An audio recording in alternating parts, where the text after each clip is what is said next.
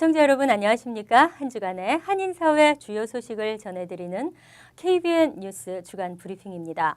한인들의 가장 큰 관심거리는 무엇일까요? 모였다 하면 가장 많이 이야기한다는 정치. 글쎄요. 불황을 맞아 서로 어떻게 난관을 헤쳐나갈까 하는 경제 문제. 글쎄요. 물론 정치와 경제, 자녀 문제, 교육, 미래 불안 등 많이 있지만 건강 문제도 빼놓을 수 없습니다. 그러다 보니 자연식, 웰빙, 먹거리에 관심이 커지고 있는데요. 주부들은 시장을 가도 하나하나 꼼꼼히 체크업하면서 가족을 위한 건강식품을 챙기게 됩니다. 하지만 유통기한을 찾다 보면 작은 글씨로 적혀 있거나 잘 보이지 않는 곳에 적혀 있는 경우가 많습니다. 심지어는 유통기간에 스티커가 덧붙여 있어 그마저도 믿지 못하는 경우도 있습니다. 아예 유통기한 제도를 폐지한 영국도 있고 실제 미국에서도 소비기한을 쓰지 않는 주도 있습니다. 이는 식품위생 강화 조치가 그만큼 믿을만해서는 아닐까요? 하지만 우리는 한인마트에서 구입하는 제품을 얼마만큼 믿을 수 있을까요? 뉴저지 리치필드의 한인 대형 마트에서 유통기한이 지난 식품을 유통시켜 한인 소비자들의 불안감이 커지고 있습니다. 주성훈 기자가 보도합니다. 어젯밤 펠팍에 거주하는 김모 씨는 퇴근길에 뉴저지 리치필드의 대형 한인 마트에 들러 자 2통과 말린 바나나 스낵 1통 등을 샀습니다. 집에 돌아와 뚜껑을 살펴본 김 씨는 충격을 감추질 못했습니다. 잣뚜껑에 표기된 유통기한이 무려 6개월도 넘었기 때문입니다. 곧이어 살펴본 바나나 스낵의 유통기한도 한 달을 넘었습니다. 기자가 오늘 해당 마트를 찾았습니다. 매장 한켠에 마련된 경과물 코너에는 유통기한이 한참 지난 잣과 말린 바나나 스낵이 버젓이 판매되고 있었습니다. 기자가 유통기한이 한참이나 지났다고 지적하자 그제서야 알아차리고 궁색한 변명을 드러놓습니다. 예부 테넌트가 갖다 놓는 거라서 관련하는 거 아니네. 맨날 빼도 한두 개씩 한두 개가 아니라 전부 다예요. 저희는요. 제품을 판매한 마트는 문제가 된 식품들은 모두 외부 납품업체에서 직접 관리하기 때문에 관리를 소홀히 했다며 유통기한이 지난 식품의 전량 폐기와 함께 앞으로의 재발 방지를 약속했습니다. 그럼요. 일단 너무 죄송하고 아무래도 한양에 일단 진열된 거니까 우리가 끝까지 책임을 져야죠. 벤더든 아니든.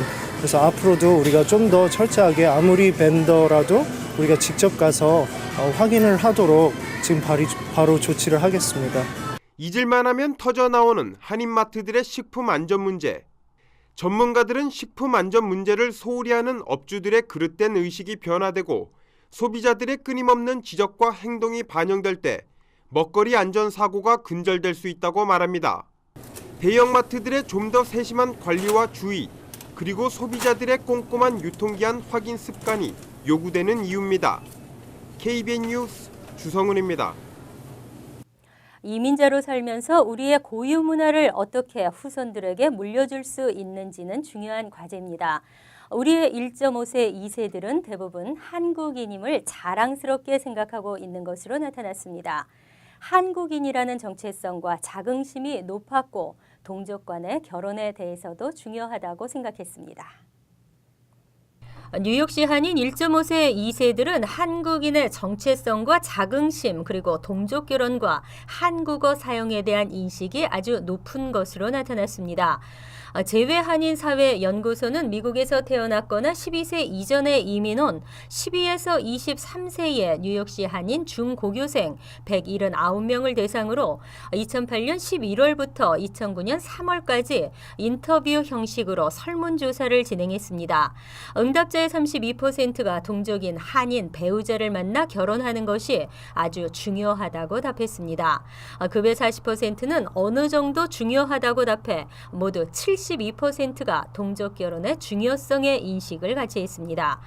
그리고 현재와 과거의 이성교제 파트너가 한인이었다는 응답이 80%를 차지했습니다. 정체성에 대해서는 5명 중 4명꼴인 81%가 한국인의 정체성을 지닌 것으로 파악됐습니다. 밝혔습니다. 또한 한국이 자랑스럽다거나 매우 자랑스럽다는 응답도 73%였습니다. 뉴욕1원 한인 1.5세 2세 청소년들은 문화적 동질감으로 민족적 유대감이 상당히 강하면서도 이와 동시에 미국 사회에도 무리 없이 동화하고 있는 것으로 조사됐습니다. 주 뉴욕 총영사관은 지난 7일 신년 첫 기자 간담회를 갖고 2014년엔 민원 서비스를 더욱 확대 운영하겠다고 밝혔습니다. 주성은 기자가 보도합니다. 앞으로는 뉴욕 총영사관에서 한국 운전면허증을 갱신하거나 재발급 받을 수 있습니다. 1월 1일부터 시작한 서비스는 2종 보통 운전면허증의 경우 갱신 기간에 한해 갱신이 가능하며 분실 시 재발급이 가능합니다. 1종 보통 면허증은 적성 검사가 필요하기 때문에 분실에 따른 재발급만 실시합니다. 여권 선진화 사업도 추진됩니다. 지난해 25개 해외 공관에서 시범 실시한 결과 만족도와 호응도가 높았다고 판단, 올해 중 뉴욕 총영사관에서도 이 같은 서비스를 실시합니다. 여권 신청에 전자서명제가 도입되며 여권용 사진을 공관 내에서 직접 촬영해 절차가 한결 간편해집니다. 또한 한국에서 범죄 경력이 없음을 증명하기 위한 범죄 경력 증명서 발급 기간이 전자문서 시스템을 이용해 대폭 단축됩니다. 재외 국민들이 인터넷 뱅킹이나 전자민원 등을 손쉽게 이용할 수 있도록 올해 중 공인인증서 발급도 실시됩니다. 주 뉴욕 총영사관은 오늘 신년 첫 기자 간담회를 갖고 올해 신설되거나 개선되는 민원 서비스를 소개했습니다. 작년도에 저희가 민원 처리 건수를 대략 계산을 해보니까 약 한 4만 5천 건입니다.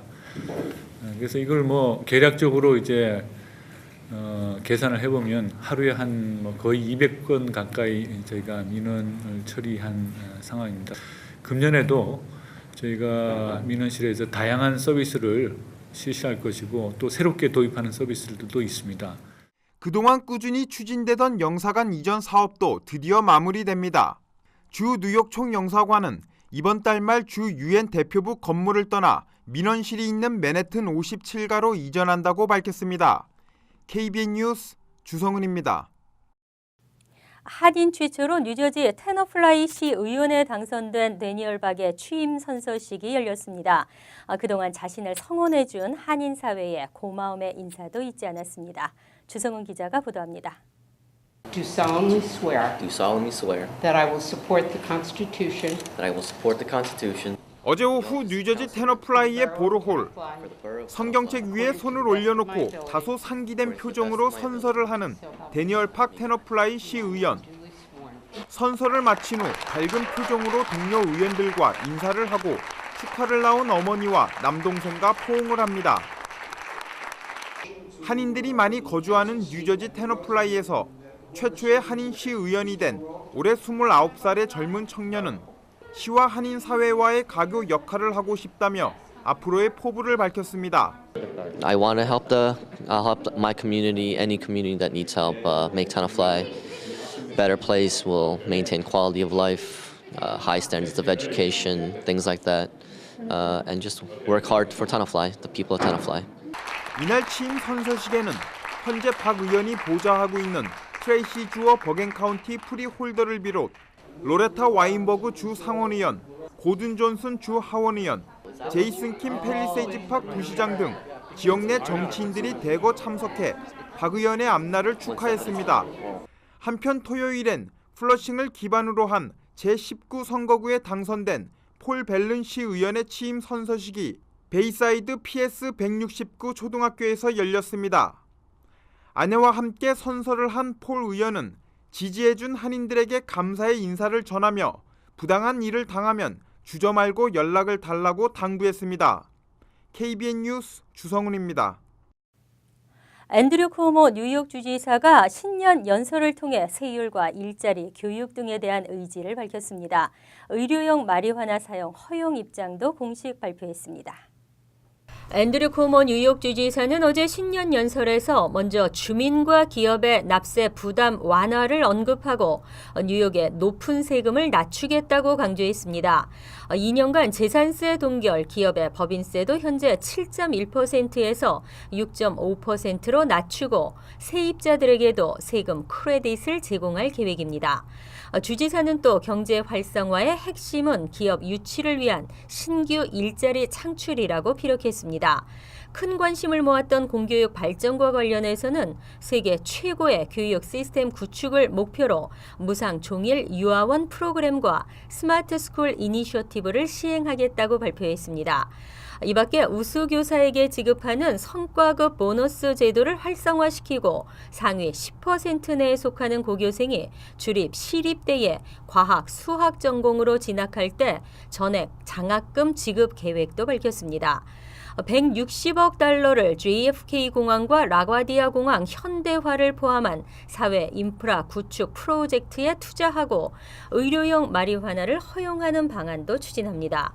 이 밖에 자연재해에 대비하기 위해 정교한 기후 예측 시스템을 도입하고 특화된 대학을 설립하며 음주 운전자 처벌을 강화해 삼진 아웃제를 시행할 방침입니다.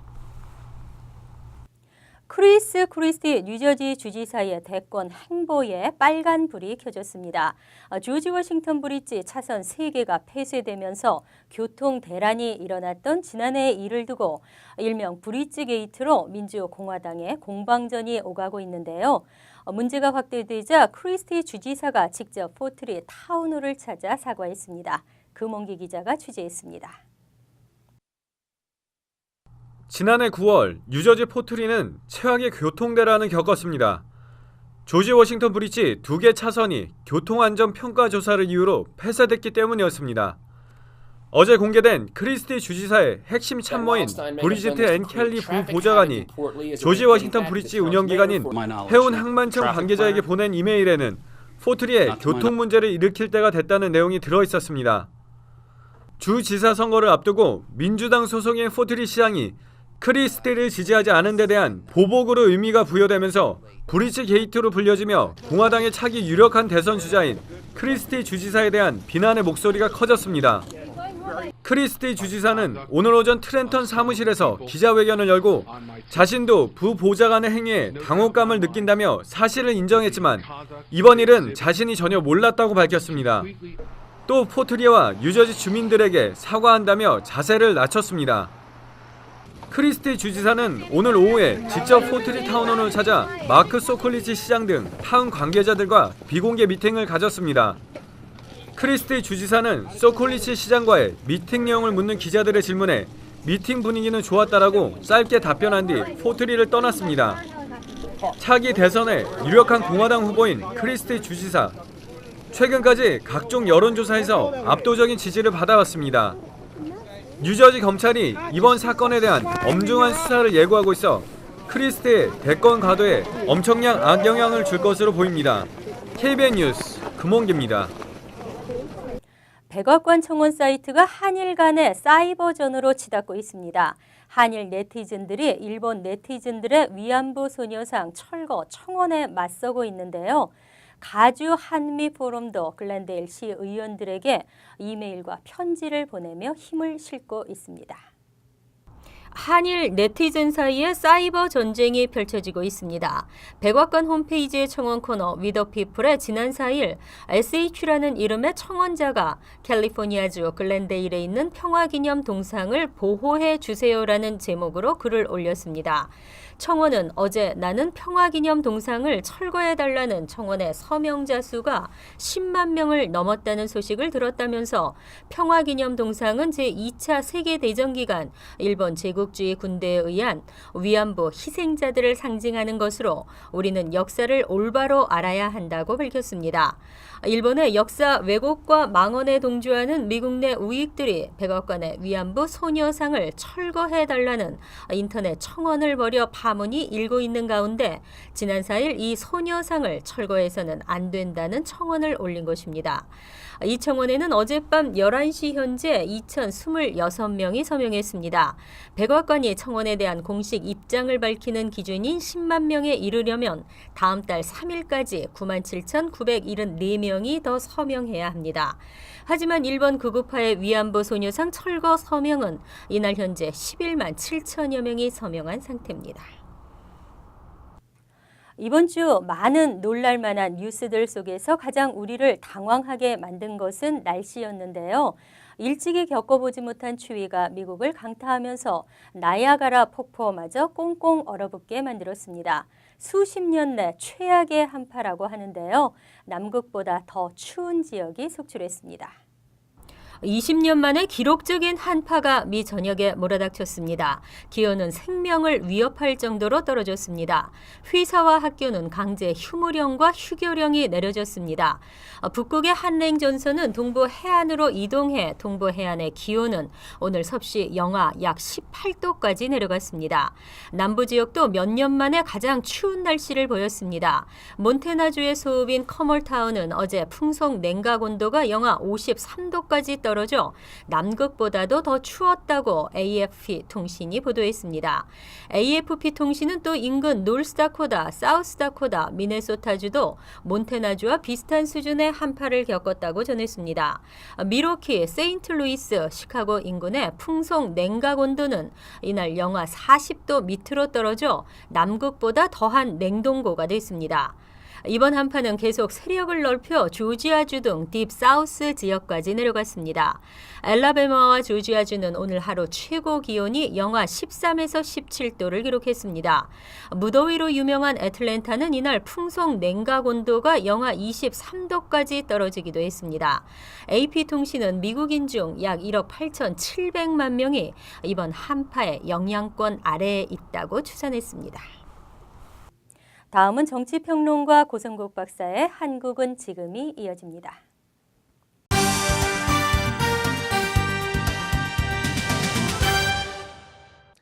여러분 안녕하십니까? 박근혜 대통령이 2014년 새해를 맞이해 신년 기자회견을 가졌습니다. 처음으로 가진 신년 기자회견이니만큼 국민들의 관심이 컸던 것 같습니다. 박 대통령의 신년 기자회견이 국민에게 희망을 주었다. 한편에서는 실망스럽다는 등 엇갈린 반응을 보이고 있습니다. 한국의 정치평론가 고성국 박사와 함께 박 대통령의 신년 기자회견에 대해서 분석하고 진단해보고자 합니다. 고성국 박사 안녕하십니까? 안녕하십니까? 네, 박근혜 대통령이 신년 기자회견을 가졌는데요. 상당 부분 경제 문제에 중심을 두었던 것 같습니다. 그 가운데 경제혁신 3개년 계획이 주목을 끌고 있어요. 예, 박근혜 대통령이 이제 1년 만에 신년 기자회견을 했는데요. 지금 말씀하신 대로 경제 쪽에서는 경제혁신과 공공부문 개혁을 강력하게 주장을 했습니다. 네. 그러면서 그 혁신을 계획 있게 추진하겠다. 그래서 3개년 계획이라고까지 표현을 했는데, 옛날에 박정희 대통령이 경제개발 5개년 계획을 1차, 2차, 3차에 걸쳐서 추진하지 않았습니까? 네. 이제 그때를 연상시킨다 이런 분들도 있습니다만, 이게 이런 식으로 1개년, 2개년, 3개년 계획서가 이렇게 있는 것은 아니고요. 박근혜 대통령은 벌써 취임한 지 1년이나 지났고, 앞으로 4년밖에 안 남은 상태에서 임기 마지막 해에 뭔가를 힘있게 추진하기는 현실적으로 어렵다면 결국은 힘있게 뭔가를 할 수 있는 기간은 올해를 포함해서 3년 정도밖에 남지 않았다 이렇게 보는 것 같아요. 네. 그래서 앞으로 3년 동안 공공부문 개혁과 혁신을 좀 힘있게 추진하겠다 이런 취지와 문제의식이 이 경제혁신 3개년 계획이라고 하는 표현 속에 담겨 있는 것으로 이렇게 이해를 하시면 될 것 같고요. 그래서 사실은 강조점은 공공부문 개혁에 있습니다. 네. 기자회견 직전에 22일간에 걸친 철도노조 파업이 있었는데요.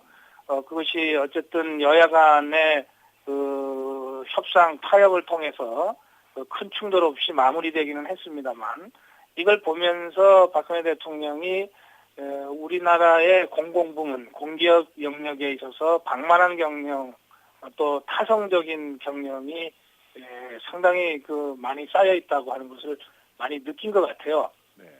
그래서 그런 공공부문에 있어서의 혁신과 개혁을 먼저 하지 않고 민간에 대해서 투자 활성화를 촉구하는 것은 의미가 없다 이렇게 보는 것 같습니다. 그래서 어느 때보다도 공공부문 개혁에 이제 강한 의지를 드러낸 그런 기자회견이었다 이렇게 평가할 수 있겠습니다. 네, 지금 한국의 경제 여건상 경제 개혁의 중요성에 대해서 모두가 공감하고 있는 부분이라고 생각을 합니다.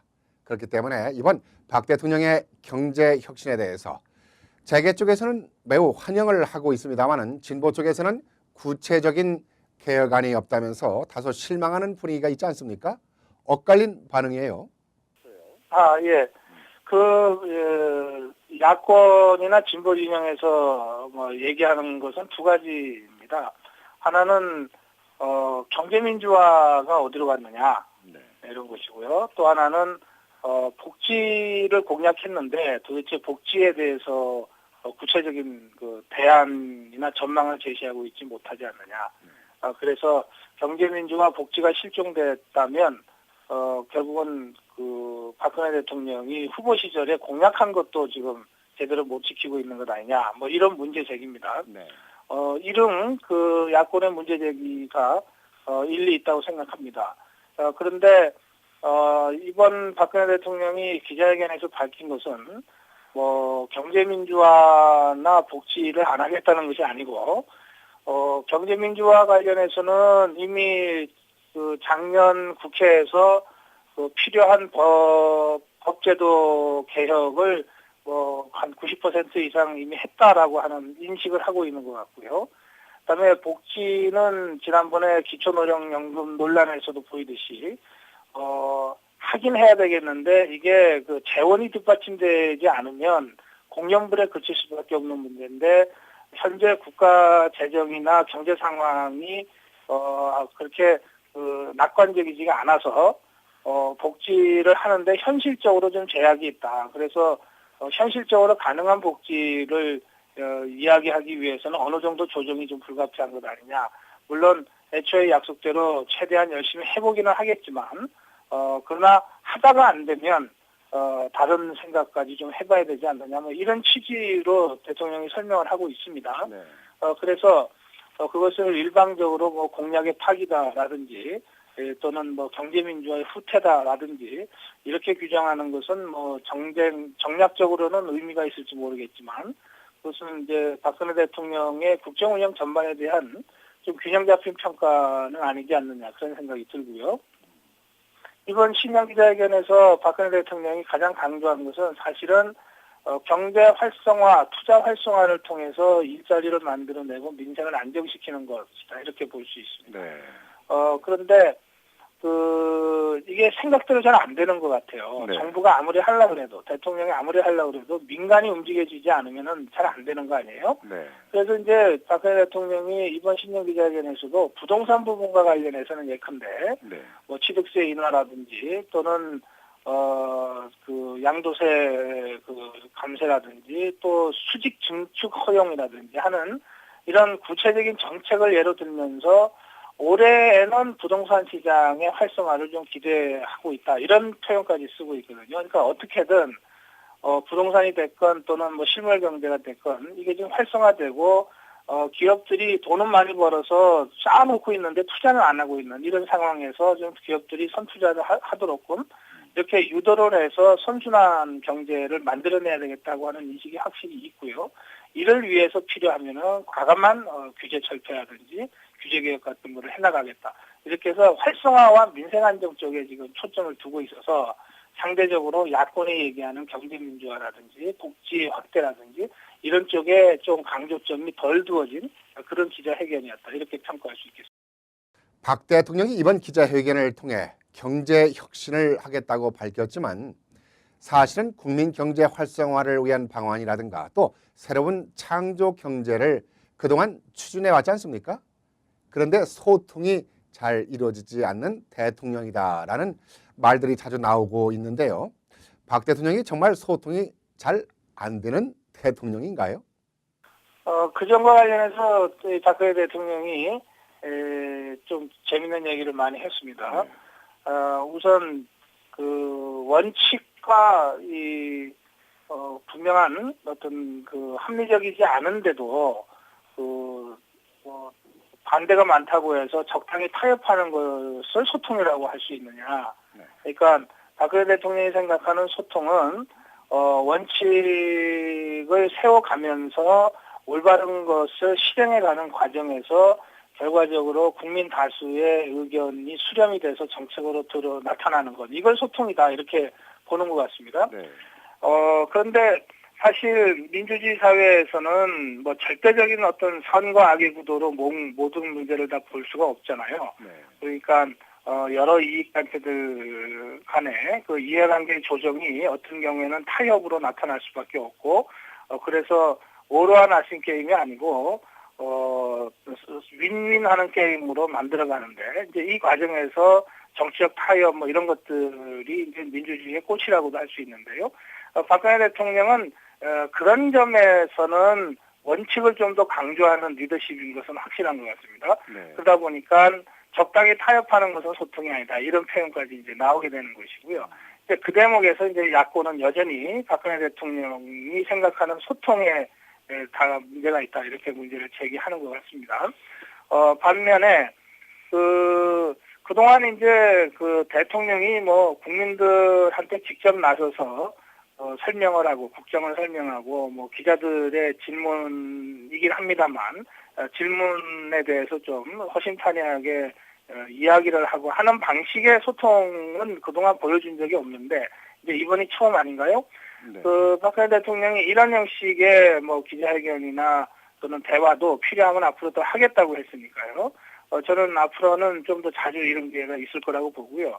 이제 그렇게 되면 박근혜 대통령이 진짜 뭘 생각하는지를 궁금해한 이런 국민들의 목마름은 조금 적셔줄 수 있을 것이다 이렇게 봅니다. 네. 지난번 기자회견에서는 12명의 기자들이 다양한 질문을 했는데 그중에 많은 그 국민들이 관심을 가졌던 질문은 5시 반이면은 이제 청와대 집무실에서 퇴근을 해서 이제 관사로 들어가는데요. 그 5시 반에 관사로 간 이후에 뭘 하시느냐 이제 이런 질문이었습니다. 맞으면 박근혜 대통령의 사생활에 대한 질문이었는데요.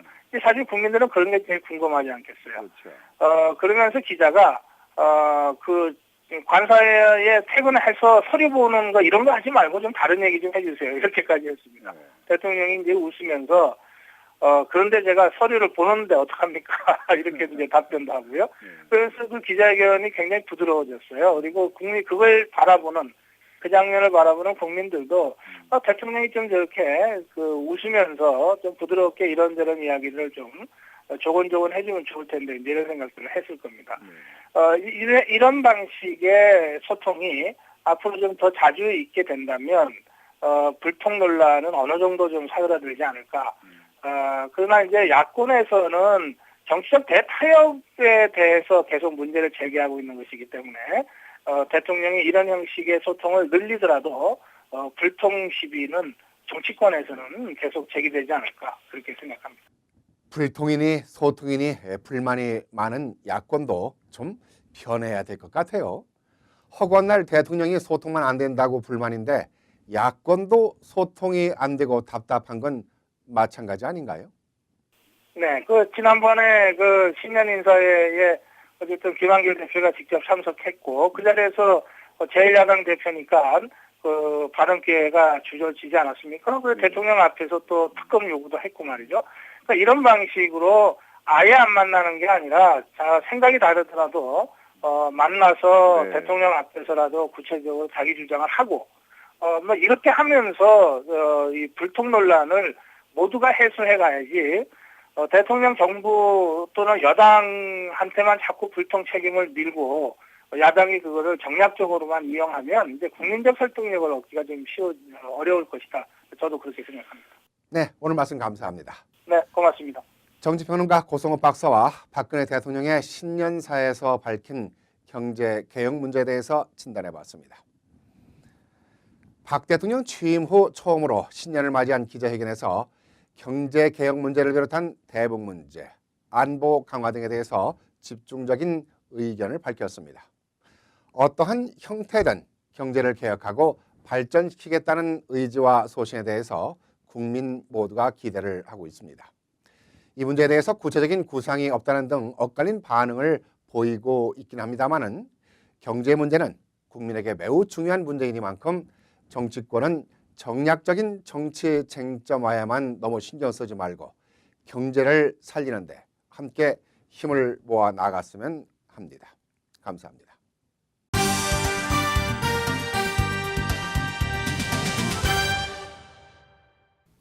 이러면 안 되는 거잖아요. 영화 변호인에 나오는 주인공의 대사인데요. 이러면 안 되는 일은 사회 곳곳에서 너무도 많이 일어나고 있어 문제입니다.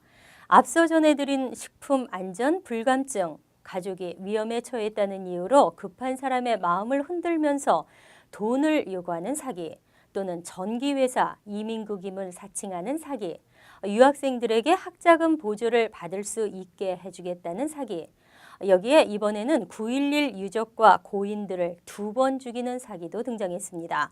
9.11 테러 수습 과정에서 정신질환을 얻어 정상적인 일상생활이 불가능하다는 이유로 장애인 사회보장연금을 타는 약 100여 명이 덜미가 잡혔는데요. 더욱 놀라운 것은 이들은 전직 경찰, 소방관, 구조요원들이었고 이들이 몇 년간 받아온 장애인 연금은 4억 달러에 달했습니다. 하지만 이들은 너무도 정상적인 또는 정상인보다 더욱 활발한 활동을 했고 심지어는 업체를 운영하며 수입을 올리기도 했습니다. 간혹 주위에도 정부 보조금 등을 타면서 호화 생활까진 아니어도 불편함이 없는 생활을 하는 경우 장애연금을 타면서 조금씩 일을 하지만 보고하지 않는 경우 등을 볼 수 있습니다. 남들도 그런데 라고 하지 마시고 우리 이러면 안 되는 거잖아요. 너만 진실하냐 하지 마시고 진실한 사회를 만드는데 한 걸음이 되었으면 합니다. KBN 뉴스 주간 브리핑 여기서 마칩니다. 시청해 주신 여러분 고맙습니다.